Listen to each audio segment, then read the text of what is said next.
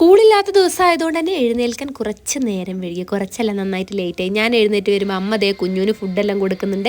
അടുക്കളയിൽ പോയി നോക്കിയപ്പോൾ നല്ല ആവി വറക്കുന്ന കട്ടൻ ഉണ്ടാക്കി വെച്ചിട്ടുണ്ട് കേട്ടോ. പിന്നെ നമുക്കിന്ന് രാവിലെ കഴിക്കാൻ ദോശയാണ്. അമ്മ ദോശയൊക്കെ ചുട്ടുകൊണ്ടിരിക്കുന്നുണ്ട്. ദോശയ്ക്ക് കറിയായിട്ട് നല്ല കടലക്കറിയും.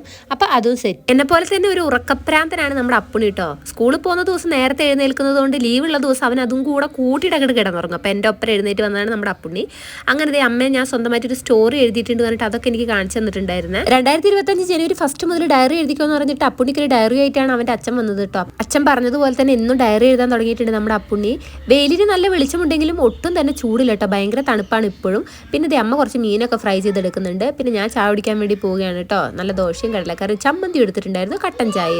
ഈ തണുപ്പത്ത് കട്ടൻ ചായ ചൂടോടുകൂടി കുടിക്കുന്നതിൻ്റെ ഒരു സുഖം വേറെ തന്നെയാണ്. അപ്പോൾ ചായയെല്ലാം അങ്ങോട്ട് സ്റ്റാർട്ട് ചെയ്തിട്ടുണ്ട്. പിന്നെ ദോശയും കടലക്കറി ആദ്യം അങ്ങോട്ട് കഴിച്ച് നോക്കുന്നുണ്ട്. പിന്നെ ചമ്മന്തി കൂട്ടിയിട്ട് ഒരു പിടി കണ്ട് പിടിച്ചിട്ട് ഇന്നത്തെ വീഡിയോ എത്തുള്ളൂ. പുതിയ വീഡിയോയിൽ കാണാൻ ചേട്ടാ.